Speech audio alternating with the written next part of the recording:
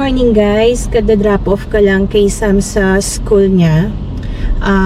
Welcome to my kotse serye. Samahan nyo ko habang nagmamaneho at makinig sa aking mga kwento kung ano ba yung mga naging experience namin dito sa New Zealand. So kung makikita nyo, hindi maganda yung panahon. Actually, kahapon pa nag-uulan. Kaya hindi ako makapag-sight. So, makikita nyo ang Wellington, Lower Hutt, Wellington. Maliit lang naman itong Lower Hutt, Wellington. Kaya, samahan nyo ko sa pagmamaneho para at least nakikita nyo din kung ano yung itsura ng Wellington, New Zealand. Okay, ano ba yung una kong pwedeng ma-share sa inyo na topic? Siguro, kung paano ko natutong magmaneho dito sa New Zealand. Naalala ko kasi may nag-message siya sa aking kaibigan ko at tinanong niya ako kung paano ko natutong magmaneho dito sa New Zealand. Actually, sa Pilipinas pa lang, marunong na akong mag-drive pero hindi ako ganun ka-expert sa pagmamaneho kasi nagdadala lang naman ako ng car sa Pinas kapag may available parking dun sa dati kong trabaho or kapag alam ko mag-overnight or mag-overtime kami ng todo sa trabaho ko sa Pinas. So, hindi talaga ako ganun ka-expert sa pagmamaneho. Pero, iba kasi yung case dito sa New Zealand. Required sa trabaho ko ang pagmamaneho kasi kailangan kong pumunta ng site from time to time. So, naalala ko nung in-interview ako dun sa first work ko dito. Yun yung una nilang tinanong sa akin. Kung marunong ba daw ako magmaneho. Buti na lang kahit hindi ganun ka-expert medyo marunong. So nung first 2 weeks ko dito sa New Zealand, ang naghahatid sundo sa akin yung katrabaho ko na Filipino. So hinahatid niya ako tsaka sinusundo niya ako kasi yun yung isang disadvantage dito sa You have a message. dito sa New Zealand. Hindi ganun kaani yung transportation nila, hindi katulad sa Pilipinas or sa Singapore na very convenient yung transportation dito. May designated bus stop katulad dun sa area namin, yung tinitira namin ngayon, napakalayo ng bus stop. Tapos syempre may oras din kung anong oras darating yung bus. So hindi ganun ka-convenient. So mas maganda talaga kung marunong kayo magmaneho ng pareho kayo ng husband mo na marunong magmaneho dito kasi magtutulungan kayo like kung may mga activity yung mga bata sa pagpasok sa school kasi napakahirap kung isa lang yung marunong magmaneho. So ayun, after 2 weeks ko nag-work dun sa first company na pinagtrabahuhan ko dito, inisyuhan nila ako ng company car. Pero hindi naman agad-agad. Kumbaga, yung day before nila ibigay sa akin yung car, parang pinag-attend muna nila ako ng driving test. Iba yun ha, hindi yun yung driving test dito para makakuha ka ng driving license. Yung driving test na yun, yun yung third party company na hinire ng company na pinagtrabahuhan ko para i-check kung pwede na ba akong mag-drive mag-isa. Kasi hindi ko pa naman kailangan kumuha nung time na yun ng driver's license talaga dito sa New Zealand. Kasi for 1 year, pag mga foreigner or foreign worker or even yata yung mga tourists, I am not sure, pwede nilang gamitin yung overseas driver license nila for 1 year. Kaya hindi muna ako nagpa-convert kasi may mga driving theory exam, practical test pa. So, hindi muna ako kumuha nun. So, ginamit ko muna na driver license is yung akin sa Pilipinas. So, napakalaking bagay nun kasi naalala ko nung bagong dating kami dito ni Mark, naglalakad lang kami pag pupunta kami ng mall or nagpupunta kami ng mag-grocery kami, naglalakad lang kami kasi nga bukod sa syempre nagtitipid kami sa pamasahe that time, hindi pa rin namin alam kung paano kami magpo-commute. Parang ang tagal ng bus dumating, i-check pa namin kung anong oras darating. Tapos ganun din, medyo malayo din yung lalakarin namin papunta dun sa bus stop. So parang nakakalahati na yata kami halos papunta dun sa pupuntahan namin. So ginagawa namin nun, naglalakad kami. Siguro mako-compare ko kung gaano kalayo yung nilalakad namin. Paano ba? Siguro familiar naman kayo kung saan yung Magallanes station sa Makati. From Magallanes MRT station, Makati, going to siguro going to Ayala, mga ganon, or medyo lagpas pa, nasa between siguro ng Buendia and Ayala. Ganon kalayo yung nilalakad namin ni Mark nung time, nung bago pa lang kami dito at nung wala pa kaming car. Imagine niyo yung nag-grocery kami, dami naming bitbit, may gatas, may delata, may, alam niyo yun, na bitbit naming dalawa. Tapos kailangan namin mag-stop per kung may makikita kami or pagkakataon kami, pwede kami mag-stop para lang magpahinga kasi bigat ng binubuhat namin, guys, nung time na yun. So guys, tuloy ko ang kotse serye mamaya kung pag-site ako or kung pauwi na ako kasi malapit na ako sa trabaho ko. Maraming salamat. See you later, guys. Bye. Okay, guys. Papunta ako ng school ni Sam. Sunduin ko siya kasi meron siyang dentist appointment today. Every 3 weeks na pupunta kami ng dentist kasi kailangan i-adjust yung kanyang braces. So nagpaalam ako dun sa boss ko na mawawala ako ng ilang oras dahil kailangan kong dalhin sa dentist yung aking anak, and then mag-work from home ako after para ma-cover up ko yung oras na wala ako sa office. Masama pa rin yung panahon. Hindi ko alam kung tomorrow ay kung matutuloy yung netball game nila, Sam, kasi every Saturday meron silang netball game, pero outdoor kasi yung sports na yun, kaya hindi ko alam kung matutuloy siya. I doubt na matuloy kasi parang masama pa rin yung panahon until tomorrow. So guys, nandito tayo sa may Alice Town, Lower Hutt. Ito yung way namin dati kapag pauwi nung doon pa kami nakatira sa dati naming tirahan sa may Tayta. Ito yung daan namin. Dito rin kalalagpas lang natin doon sa dating pinagtrabahuhan ni Mark, yung glass factory or window something. So hindi ko masyadong alam kung ano yung basta alam ko parang ang business nila is parang, or ang business nung company na pinagtrabahuhan ni Mark noon ay yung mga window frame, ganon. Madami ding pinagdaanan na trabaho si Mark bago siya nakakuha ng maayos na trabaho. Marami din siyang nagsimula din siya from scratch. I think na-mention niya sa inyo yung unang niyang trabaho dito, nag-devanning siya. So, nagbubuhat siya. Parang kumbaga sa atin ay, ano bang tawag doon?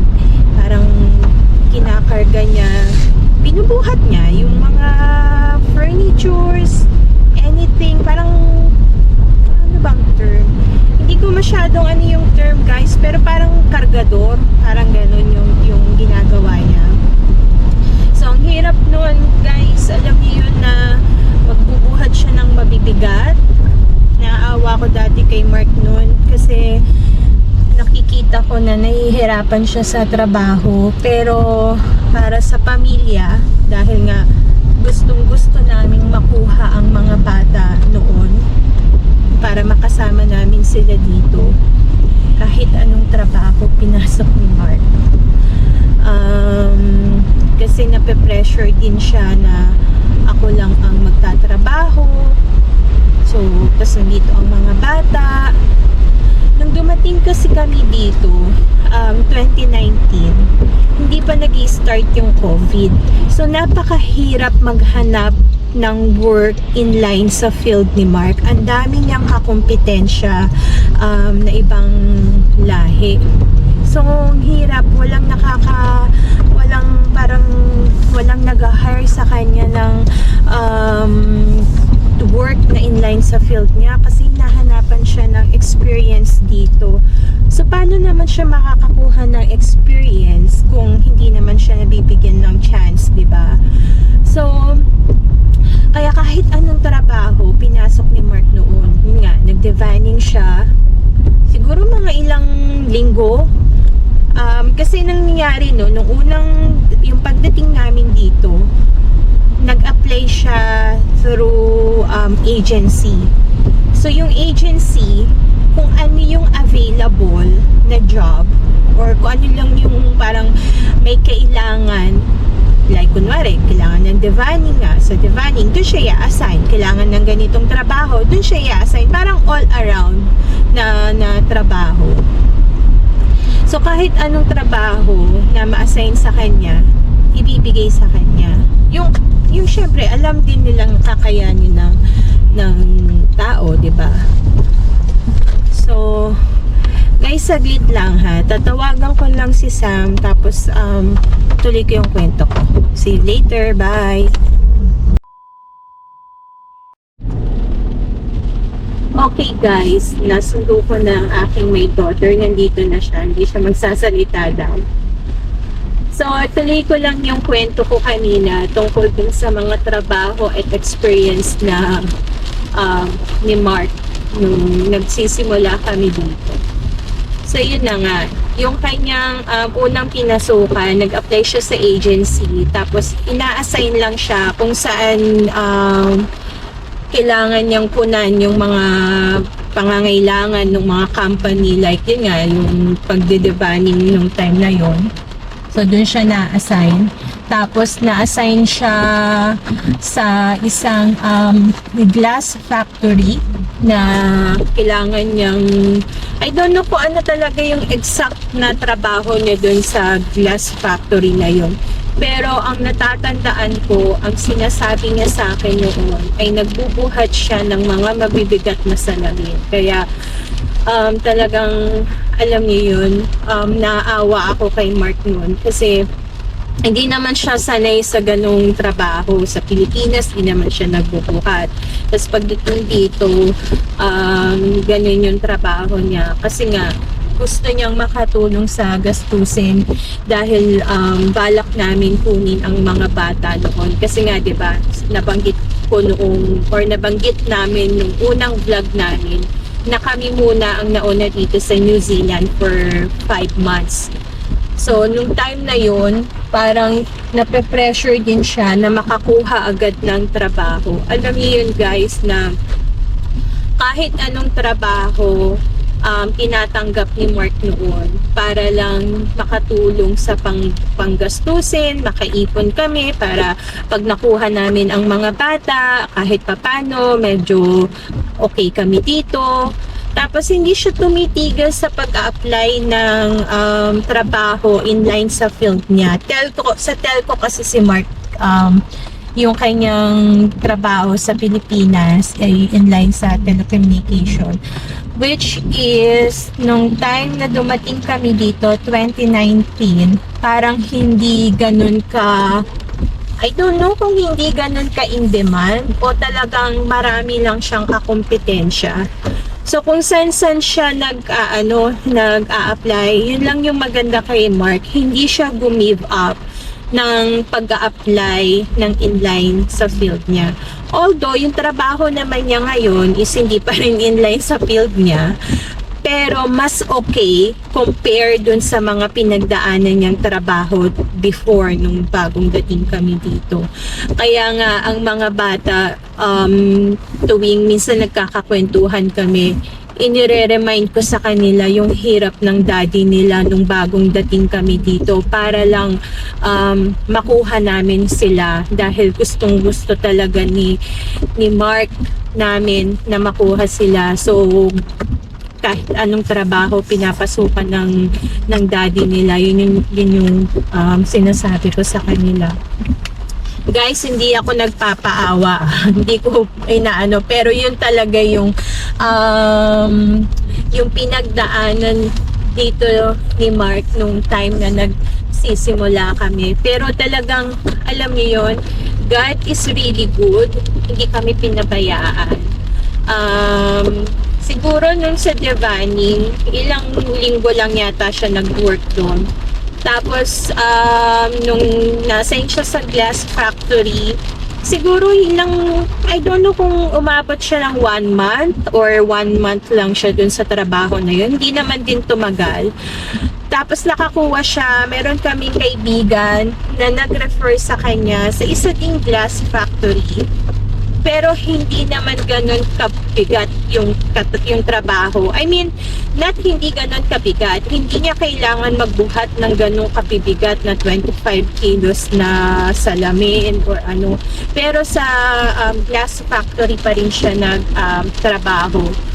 Siguro mga ilang, I don't know, 1 year din yata siya. Nakatagal din yata siya doon ng 1 year. Okay naman doon. Pasok niya, pumapasok siya ng 6 a.m. hanggang 6 p.m. or 7 p.m. kasi everyday din siya nag-overtime noon. Tapos Saturday may pasok din siya. Marami kaming nakilalang Pinoy doon kasi marami siyang katrabahong Filipino doon na tumulong din sa amin na alam niyo yun, magkaroon ng kaibigan dito, makakilala din ng mga kaibigan dito. So, ayun guys. So, ayun yung mga pinagdaanan ni Mark sa trabaho, yung work experience niya. Nandito na kami guys sa clinic. Magpapark lang ako ng maayos. Umuulan. Kailangan namin maglakad. Dapat pala pinapa ko na yung aking anak dun sa may malapit sa entrance ng clinic. Kaya lang ay nahirapan akong umikot. May raincoat ka ba? Wala pala siyang raincoat. Meron lang siyang jacket. So guys, mamaya ko ulit ituloy ang manateleseryeng work experience ni Mark. See you later. Bye! Okay guys, kagagaling lang namin ng pack and save. So galing na kami ng dentist ni Sam. Natapos na siya doon. Tapos napunta kami ng pack and save para bumili ng beef na gagamitin ko para sa kare-kare at saka pork barbecue kasi may order sa akin ng pork barbecue at kare-kare yung aming church plate kasi anniversary ng kanilang business sa Sunday. So order siya sa akin. Hindi naman ako talaga yung nagbi-business ng ganon. Pero pag may umu-order sa akin, pinagbibigyan ko. Syempre extra din yun, diba? Extra income din yun. Yung mga bata nga, kino-convince nila ako dati na magbenta ng ganyan, yung mga kare-kare, yung mga niluluto ko. Kaya so niya akong magbenta. Baka kasi mamaya iba-iba kasi ako magluto, minsan okay, minsan hindi. So nahihiya ako na magbenta kasi baka mamaya magkataon or mapatapat dun sa hindi okay yung pagbebenta ko. Kaya kapag lang may nagsasabi sa akin na gusto nilang umorder, pinagbibigyan ko. Actually, si Ate Hope lang, hello Ate Hope, siya lang naman yung talagang number 1 and loyal customer ko. Siya yung mahilig umorder sa luto ko. So, ayun guys, pauwi na kami. Nandito kami sa Esplanade. Hindi ko mapakita sa inyo yung view ng dagat. Siguro sa susunod, kapag maganda yung panahon, maglalakad-lakad kami ni Mark dyan para makita nyo kung gaano kaganda yung view ng Esplanade. Maraming naglalakad dito pag sunny, especially pag summer. Marami ditong naglalakad na family, yung mga couple. Dito kami naglalakad dati ni Mark at saka ng mga bata nung summer kasi nga matagal magdilim. So parang after work meron pa kaming time para maglakad-lakad noon. Tapos syempre masipag pa maglakad-lakad dahil parang bago pa lang. Pero ngayon medyo tinatamad na kaya hindi na kami nakakapaglakad dito. So, pagka maganda yung panahon, minsan ipapasyal namin kayo dyan sa may Esplanade para makita nyo. Ito yung daan namin everyday. Pagpapasok ng trabaho, pag-uuwi sa bahay. Kung makikita nyo, medyo traffic na. Pero hindi naman talaga ganun ka-traffic. Ang traffic naman dito sa New Zealand is hindi naman talaga yung ma-stuck up ka sa traffic. Not unless may accident na nangyari. Pero kapag ganito, minsan rush hour, slow moving lang yung mga sasakyan. Pero hindi naman siya ganun talagang para sa amin o para sa kanila na hindi sanay sa ganito traffic na nilatawagin kung ganitong bilis ng mga sasakyan. So pauwi na ako. Dadaan lang kami ni Sam sa My Curtain para bumili ng charcoal para nga dun sa barbecue. Sa Sunday papaihaw or ako yung mag-iihaw ng barbecue. Tapos after ko sa My Curtain, back to work na ako sa bahay para naman ma-cover up ko yung time na wala ako sa opisina. Then mamaya mayroon kaming live brew 7:30. Hindi na siguro ako magluluto para hindi na ako ma-pressure at hindi rin kami malate bibili na lang kami ng chicken sa Popeyes kasi mas gusto din naman ng mga bata yung chicken. Hindi na kasi ako nakapag-prepare ng iluluto ngayon dahil na-busy ako last week. Kaya hindi ako nakaisip kung ano yung iluluto ko. Kaya, ayun guys. Ay, naku, maulan pa rin. Bukas daw walang laro sila ng netball kasi nga masama yung panahon.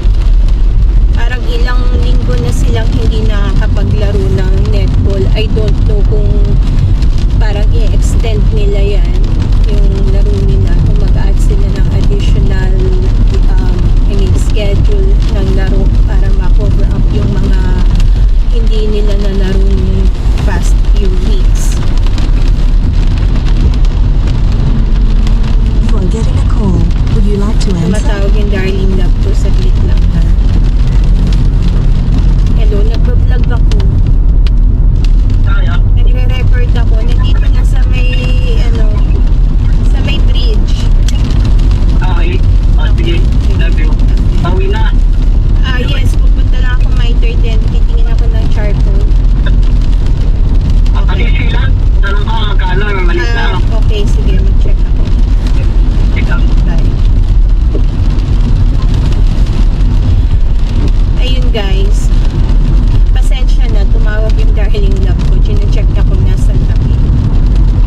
Nagpapabili siya ng nagpapatingin siya nung ano bang tawag doon? Silicone sealant kasi dun sa may shower room namin, sa yung toilet namin sa kwarto namin, nag-leak siya, so medyo nagbabaha kapag tuloy-tuloy yung tubig. Hindi naman nagbabaha, yung kumbaga may tubig dun sa labas ng shower enclosure, hindi pala shower room, sorry, shower enclosure namin. So kailangan ko punasan. Hindi naman ganun kadami, pero syempre baka kasi mamaya kapag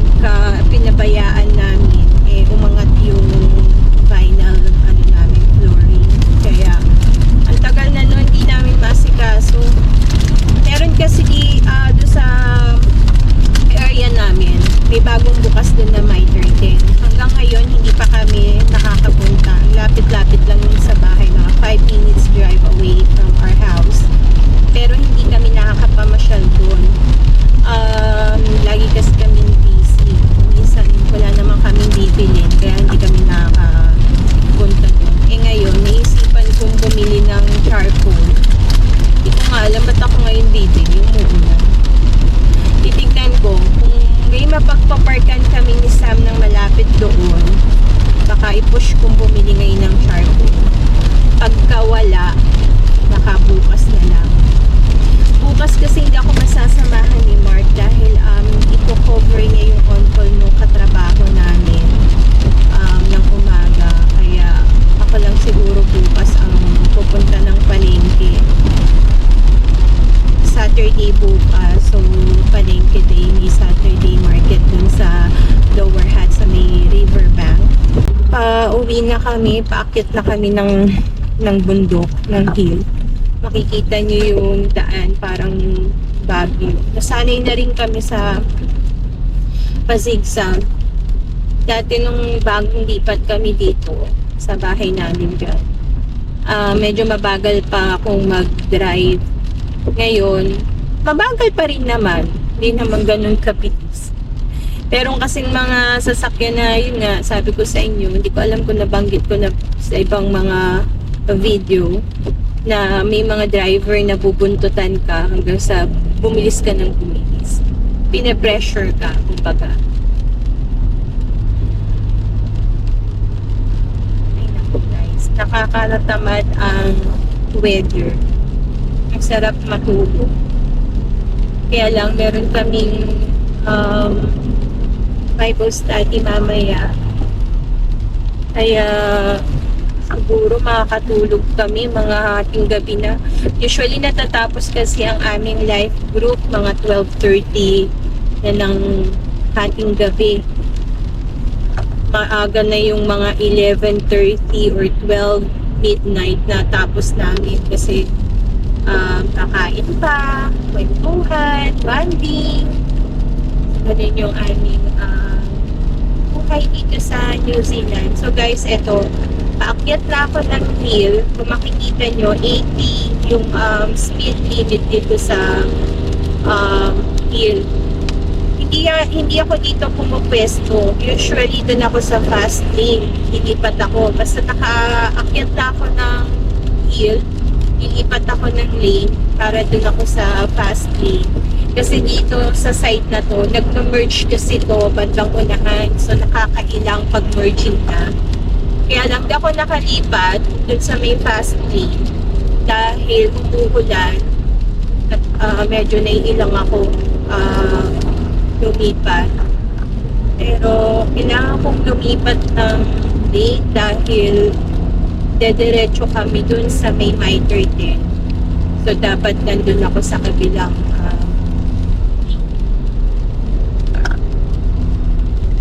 so guys, ayan yung sinasabi ko, ayan ang merging. Pag nakita niyo yung sign na yan, ibig sabihin mag-merge yung dalawang lane. Katulad nito, yan, mag-merge yan.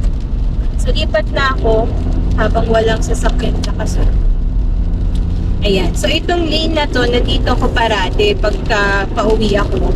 Mas gusto ko dito kasi nga dito merging. Although fast lane to, kailangan mabilis yung takbo mo.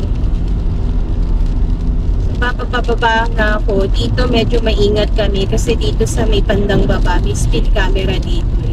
Parang $80 yata yung fine kapag nag-overspeeding ka. So makikita nyo guys. I don't know kung nakita nyo yung view pababa. Nung bago kami, nung naririnig namin yung lugar na Wainuwi, hindi namin alam na ganito nga hill. Tapos may nag-invite sa amin na katrabaho ko dati na taga rito din. Na-amaze kami kasi akala namin wala nang bahayan dito sa Wainuwi Hill. Pero nung nakita namin, sabi namin, ano palang bahay dito? So pag inano mo, parang isang bundok, tapos bababa ka, tapos ayan, kung makikita nyo yung mga bahayan na yan. Yan na yung Wainuwi Hill. Sa dulo niyan, may dagat. O diba? Pero malayo. Siguro pagka maganda yung panahon, minsan mag-drive kami papunta doon ni Mark para makita nyo naman yung lugar namin. Ang Wainuwi Hill. Wainuwi Mata pala, sorry. Baka yung mga nanonood sa akin taga Wainuwi, yung taga rito sabihin, mali-mali yung mga sinasabi mo. Basta taga Wainuwi kami, guys. Ayun. Kung hindi kami pupunta ng Mitre 10, dun kami sa kabilang lane kasi liliko kami dahil dun yung way pa pauwi. Etong way na to, meron din naman, pwede din dito pagka pauwi kami ng bahay.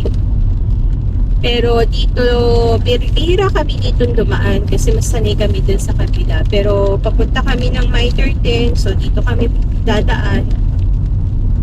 So makita nyo, ayan, tahimik na tahimik, no? Walang mga masyadong sasakyan, walang masyadong taong naglalakad. So, ganito ang New Zealand, napakatahimik. Ito ang Wainuwi Mata. Malapit, I don't know kung magdadaanan natin yung work ni Miguel. Hindi siguro. Pero dito din yun, yung pinagtatrabahuhan ng aking may son. Dito yung daan niya. Pagpapasok siya galing ng school. Pero kapag galing ng bahay, saka dun siya sa may bandang unahan pa, hindi ito yung way na dinadaanan niya. Makikita niyo puro bundok yung kapaligiran natin.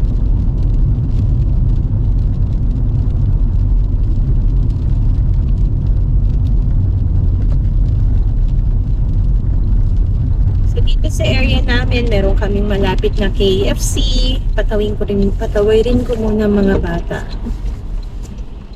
Yan, may malapit na KFC, may malapit na McDonald's, meron ding Woolworths, yung grocery. Meron din kaming Burger King. Eto, Mitre 10. So, maganda na tong lugar namin. Pinopromote ko yung Wainuwi Mata. Okay naman tong lugar namin. Yun nga lang, aakyat ka ng bundok or aakyat ka ng hill. Kita nyo, ayan, may park dyan. Ayan na yung Mitre 10, guys. Very convenient ang area namin. Kasi malapit kami sa mga shops.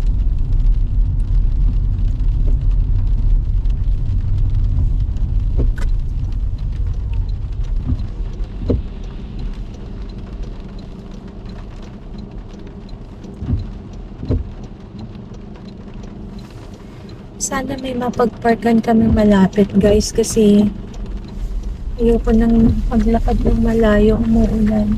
At saka yung jacket ni Sam, hindi siya yung waterproof. Ayan yung Woolworths. I don't know kung nakikita nyo. Siguro nakikita nyo. Ayan, isang grocery yan sa amin. Pero kasi mas mura sa Pack and Save. Bumibili lang kami dyan kapag meron akong nakalimutan. Teka lang, guys. Oh my goodness. Nalagpasan ko yung sanang pwede kong pagparkan na malapit. Pero tignan natin dito sa may bandang unahan. Kung meron pa. Ito. Ayan, guys. Nandito na kami sa Mitre 10. Nakahanap ako ng malapit na parking dyan sa entrance. So, tignan ko kung makapag-vlog ako sa loob kung hindi bawal. Meron kasi ditong mga shop na bawal mag-video kaya hindi kami nakakapag-video parati. Okay guys, baba muna kami ha. See you later. Bye! Guys, bigo kaming makabili ng charcoal kasi ang mahal. Titignan ko bukas sa Bunnings pati sa Mitre 10 sa baba. Baka medyo mas mura at baka mas maraming choices. Pero pag wala talaga, ganun talaga yung presyo. Wala akong choice. Kailangan kong bilhin yung charcoal na ganun kamahal. Dati kasi hindi ko matandaan kung magkano yung huli kong binili. Siguro mga ganun din yung presyo. Pero ang tagal naman namin siyang naubos or nagamit. Kaya pwede na rin. Okay na rin din sa ganung presyo. Nagugutom na ako. Nagugutom na rin daw si Sam. Bili na lang siguro kami ng fish and chips. Magpapabili na lang ko kay Miguel. Kasi kailangan ko na makauwi agad para naman makapag-work na ulit ako back to work. Kaya naman kung medyo tinagalan ko pa yung pag pag work from home po. So, si Miguel naman, nakakapag-drive naman siya ng mag-isa. So, order na kami ng fish and chips. Tawag ko na lang siya. Tapos, pa-pick up ko na lang kay Miguel.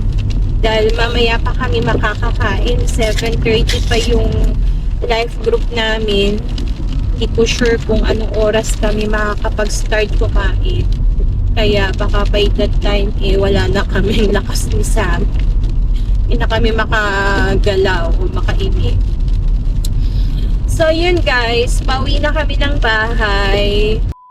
So, guys, eto, malapit na kami. Taliko na ako ng subdivision namin.